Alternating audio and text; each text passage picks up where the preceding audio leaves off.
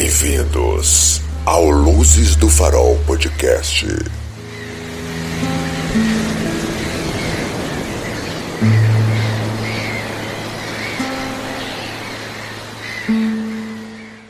Meu nome é Brian Vincent e esse é o Luzes do Farol, um podcast onde nós falamos sobre crimes reais, filmes, séries, talvez livros e coisas obscuras da internet. E eu sou o Rafael, o co-apresentador desse programa. E hoje quem vai me contar uma história? Bom, eu nunca fiz a introdução pro um episódio, eu sou péssimo em trabalhos de escola, então eu vou tentar fazer o meu melhor aqui.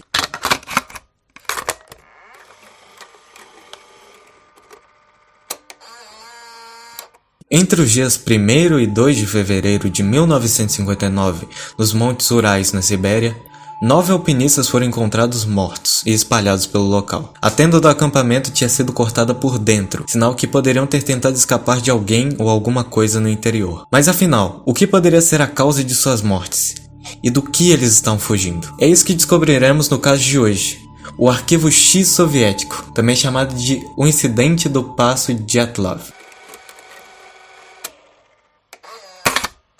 Caraca, da hora. Eu usei as fontes do National Geographic, da BBC News, do Super Interessante e, é claro, a Wikipedia. A grande patrona de todos os podcasts, a Wikipedia. A maior fonte de informações confiáveis. Bom, mas primeiro vamos saber o que aconteceu no caso, né? Pra gente iniciar as investigações e partir para as teorias depois. Já vou deixar bem claro, são nomes russos, então eu vou ter muita dificuldade relaxa. pronunciar eles e eu não vou pronunciar todos também para não passar vergonha. Tem um caso ucraniano que eu tô querendo fazer de crime e, mano, eu vou ter que simplesmente pular o nome. Vou falar fulano 1, fulano 2, fulano 3, porque são os nomes de 27 letras que só tem consoantes esses nomes.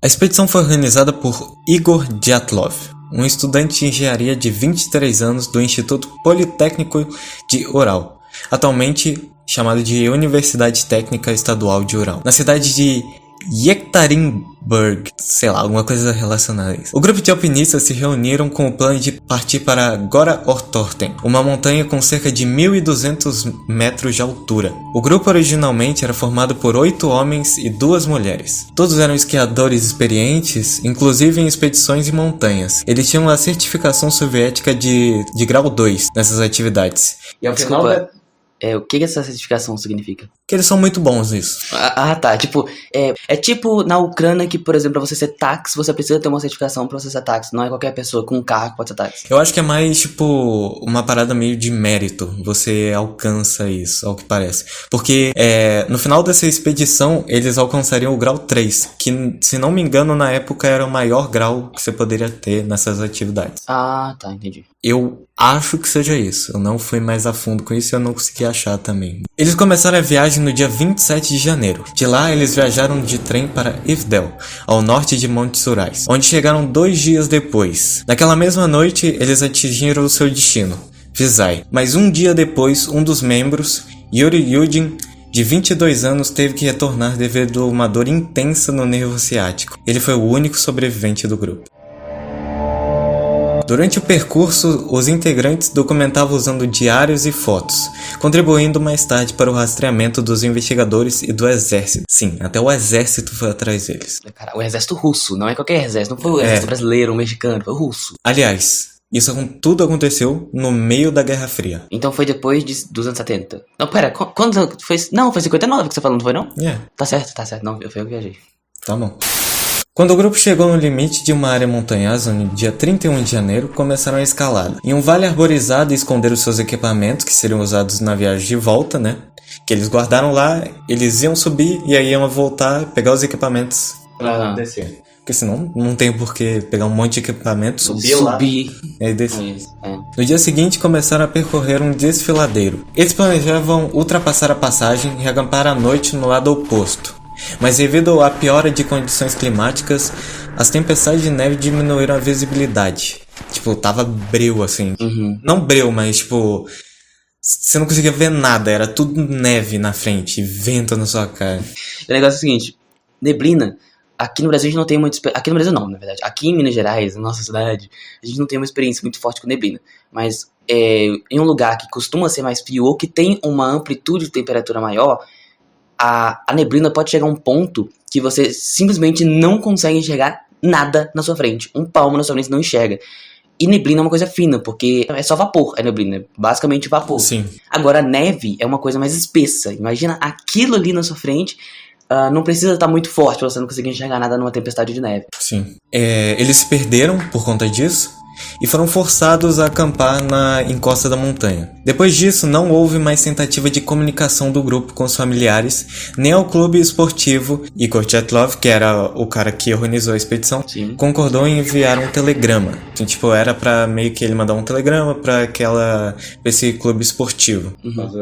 Da escalada. Os 9 nunca mais foram ouvidos. Bom, aí você tem algum comentário? Ok, deixa eu só ver se eu consegui entender a linha do tempo. Eles queriam escalar.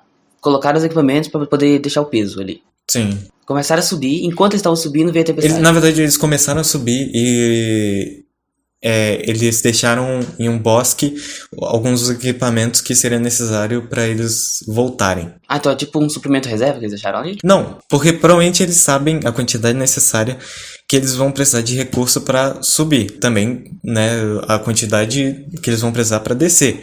Então, tipo, eles não poderiam levar todo o recurso lá para cima. Então, provavelmente foi mais na metade. Eu não consegui achar uma coisa muito específica sobre isso. Foi só foi deixado em algum bosque, provavelmente mais na subida da montanha. Ok, aí depois que eles deixaram isso, que eles continuaram subindo, que veio a tempestade. Sim. Ok, entendi então. Alguma teoria? É porque até então a gente só sabe o que aconteceu, né? A gente tem que ver mais passos de pistas pra gente poder criar alguma teoria. É verdade. Bom, vamos para a investigação. No dia 26 de fevereiro, os investigadores encontraram a tenda do grupo abandonada e gravemente danificada. Ela estava com um buraco e parecia que tinha sido rasgada de dentro para fora. Ok. O acampamento confundiu o grupo de busca. Outro nome russo difícil. Mikhail Shavarin, alguma coisa assim. O estudante que encontrou a tenda disse: a tenda estava meio demolida e coberta de neve. Estava vazio e todos os pertences e sapatos do grupo foram deixados para trás. Então provavelmente eles saíram com rapidez de dentro da barraca. Saíram com pressa, né? Fugindo de alguma coisa, alguém. Não, porque olha só que da hora. Da hora não, né? Olha só que interessante.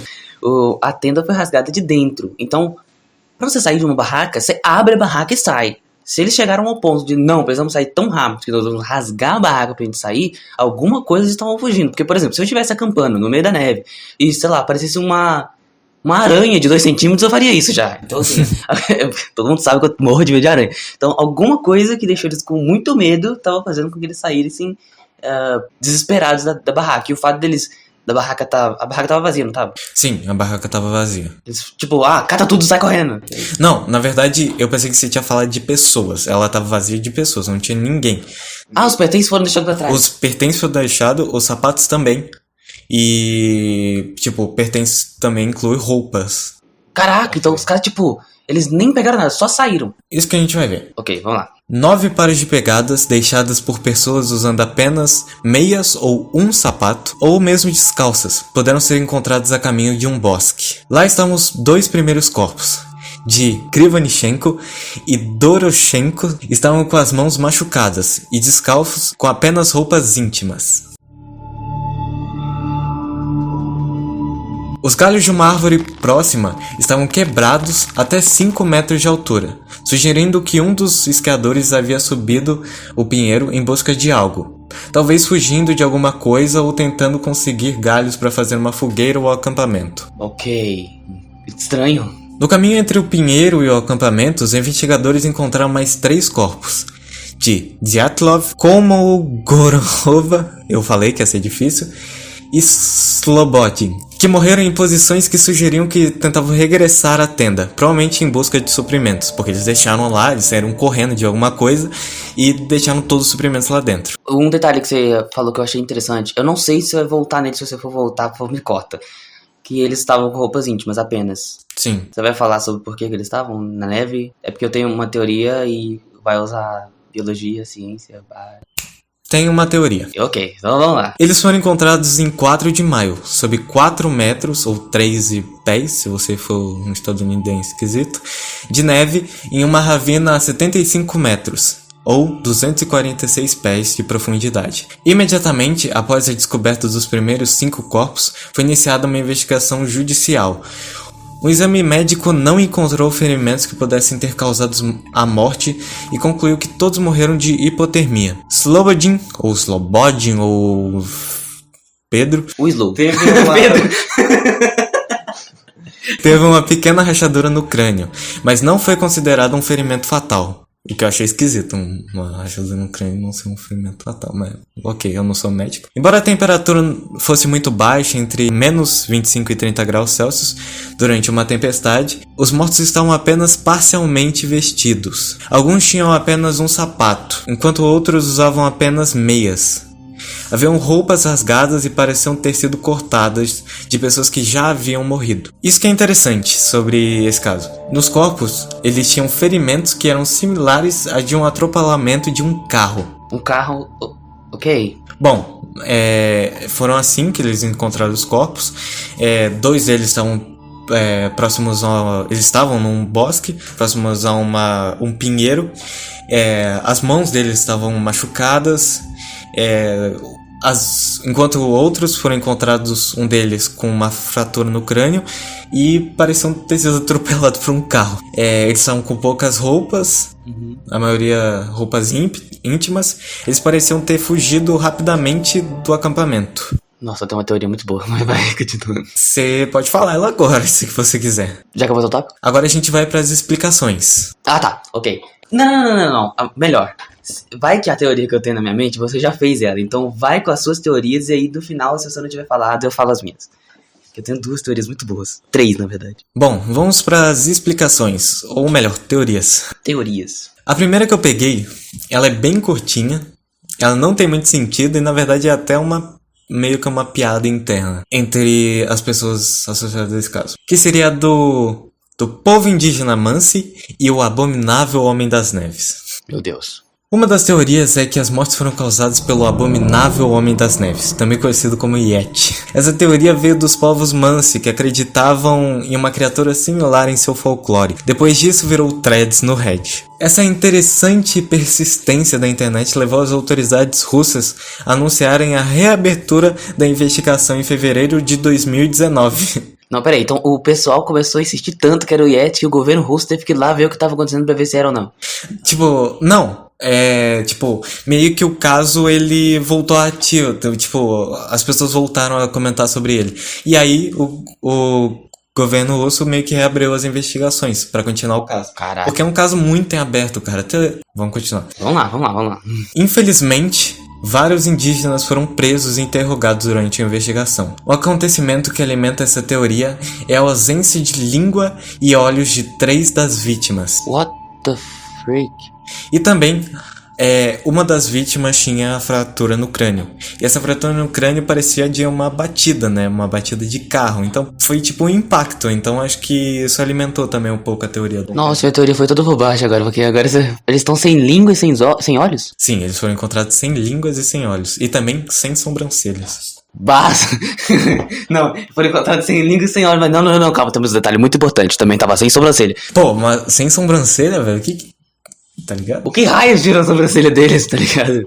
Meu Deus, continua, porque eu acho que uma das minhas 3 teorias já foi por terra. A segunda teoria é muito interessante, que é a dos testes militares.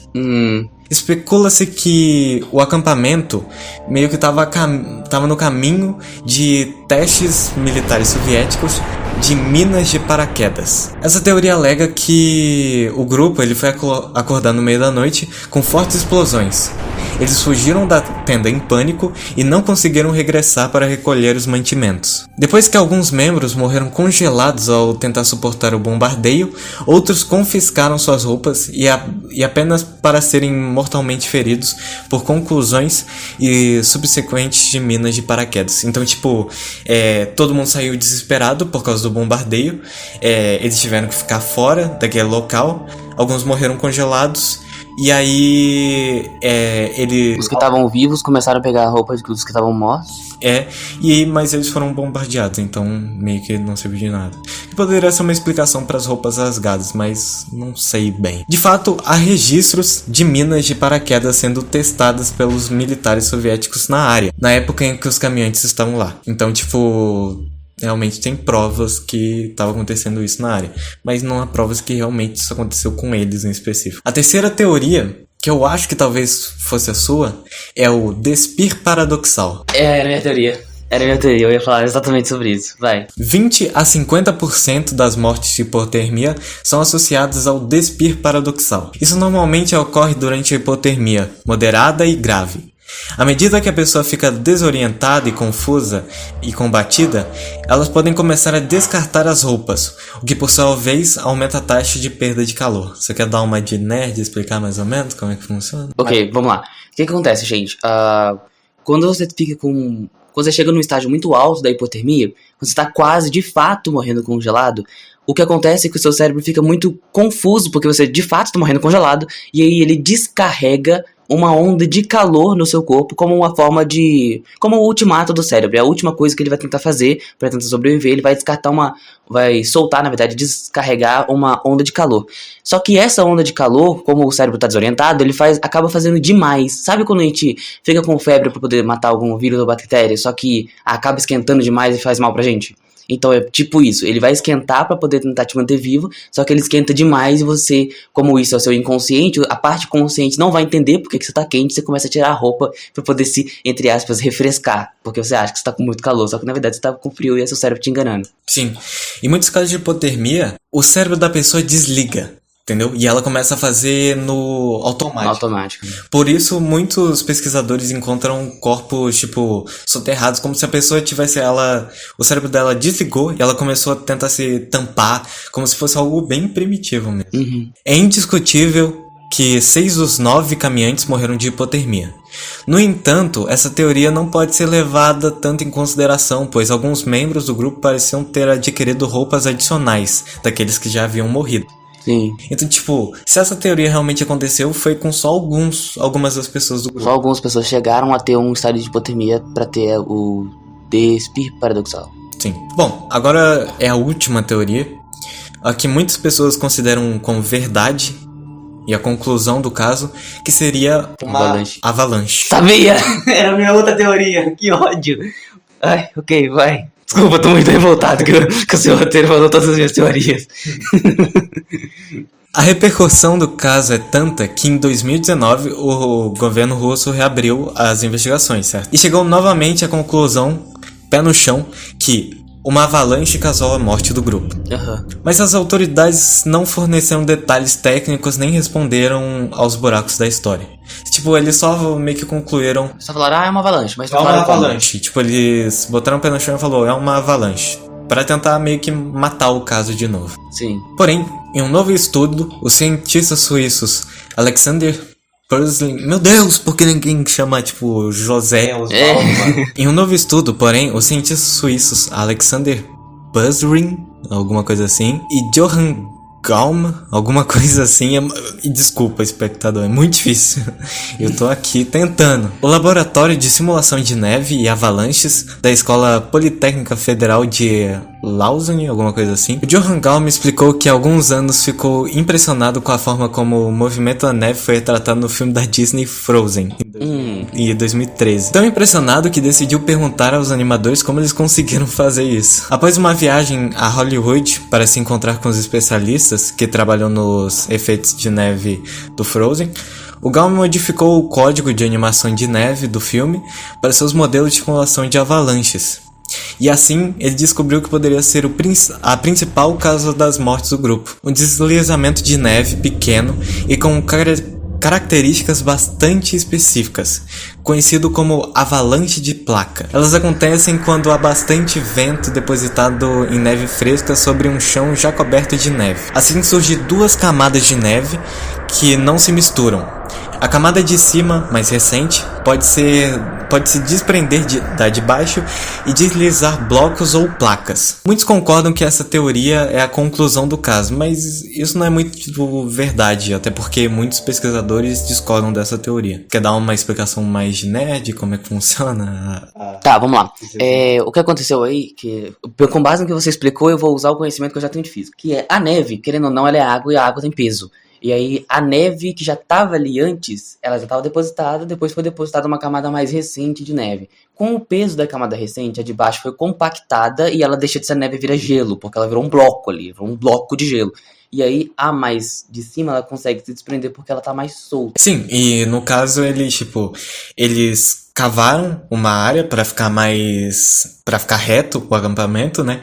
E aí criou uma parede do lado do acampamento onde teve essas duas camadas de neve. E a de cima, bom, a gente vai... As fotos vão estar lá no Instagram. As fotos vão Luzes estar do lá Farol no Instagram pode. pra vocês entenderem melhor como isso tudo aconteceu. Caraca, foi bem perigoso que eles fizeram, né? Pra pessoas experientes, eu não esperaria que eles fossem fazer isso, não. Essas são as teorias. Você tem alguma? Você gostaria de relacionar algumas delas? Ok, eu não tenho teorias do que pode ter acontecido, mas eu tenho algumas explicações para detalhes que você citou, como por exemplo, eles seriam enterrados. Um evento que acontece, inclusive eu escuto um podcast de crimes também, mas que as mulheres, todas elas moram fora do Brasil. Uma mora na Noruega, que é frio pra dar com pau, outra mora na Irlanda, que também é frio pra caramba.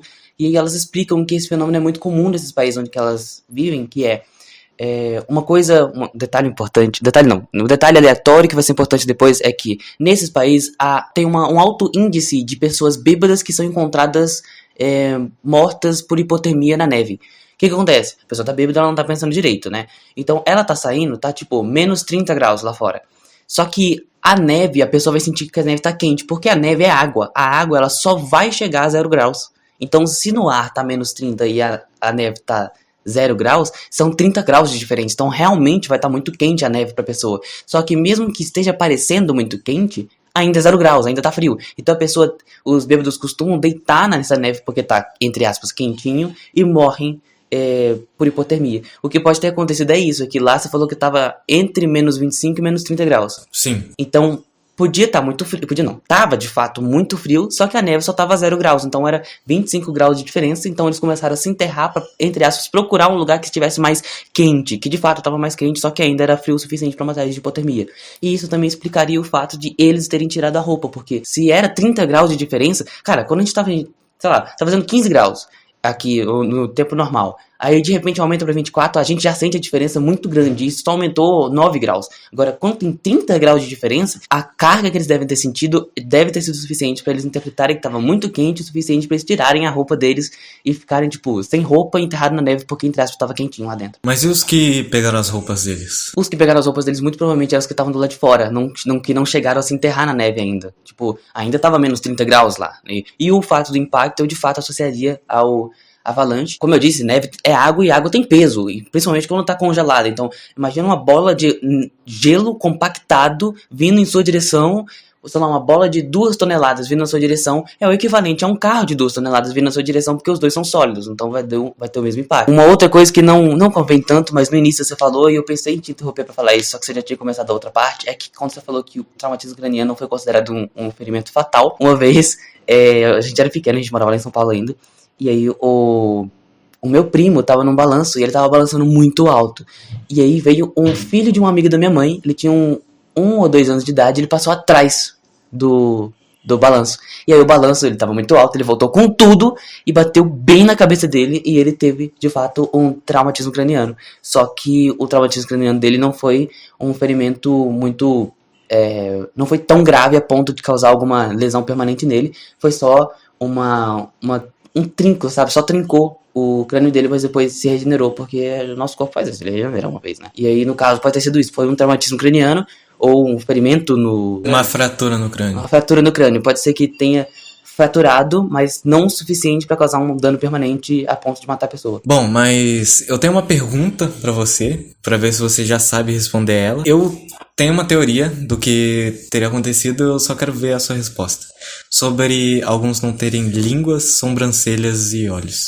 Eu pensei, quando você falou isso, eu associei quase que imediatamente a bactérias. Mas considerando que estava menos 25 a 30 graus, a menos 25, entre menos 25 e menos 30 graus, eu não acho que nenhuma bactéria que seja decompositora esteja viva nessas condições. Então eu associaria também a animais que vivem na neve. Sim, associaram bastante.